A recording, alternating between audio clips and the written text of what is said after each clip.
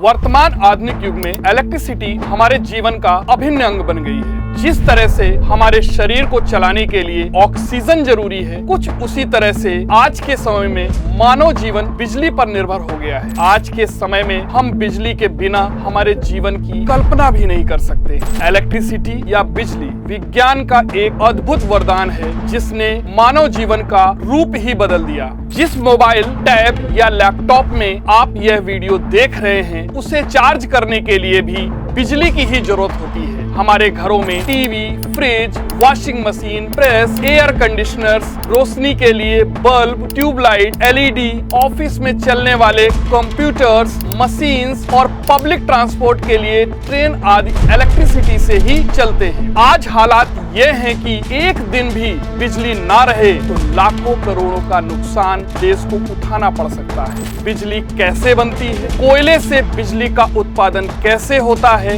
यही समझेंगे आज के इस वीडियो पर। मैं हूं केमिस्ट्री मेंटोर आलोक दीक्षित। मेरे साथ बने रहिए इस वीडियो के अंत तक।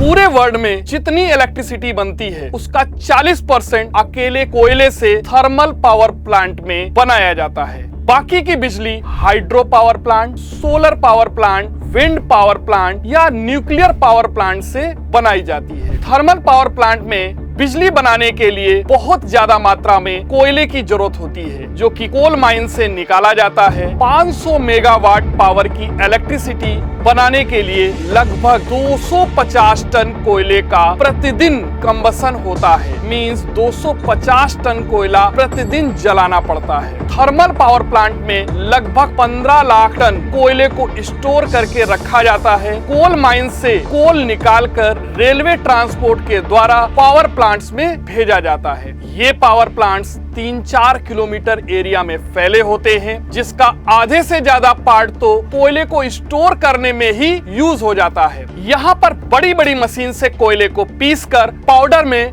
बदल देते हैं, जिससे कोयले को जलाते समय कोयला अच्छी तरह से जल सके। जब कोल जलता है तो वो ऑक्सीजन के साथ रिएक्ट करता है और कार्बन डाइऑक्साइड बनाता है, और इस प्रोसेस में हीट रिलीज होती है, जिसका कैलकुलेशन थर्मोडायनेमिक्स में हीट ऑफ कंबसन से करते हैं। Carbon plus O2 is equal to CO2 plus heat. जब किसी पदार्थ के एक मोल को प्योर ऑक्सीजन के साथ जलाते हैं, उससे कुछ एनर्जी रिलीज होती है, जिसे हम हीट ऑफ कंबसन कहते हैं। कार्बन का हीट ऑफ कंबसन रफली 394 किलो जूल पर मोल होता है, जो कि लगभग 24,000 किलो जूल पर किलोग्राम के बराबर होता है। इसका मतलब अगर एक मोल कार्बन को जलाया जाए तो 394 किलो जूल हीट रिलीज होगी, या कह सकते हैं 1 किलोग्राम कोयले को जलाने पर लगभग 24,000 किलो जूल एनर्जी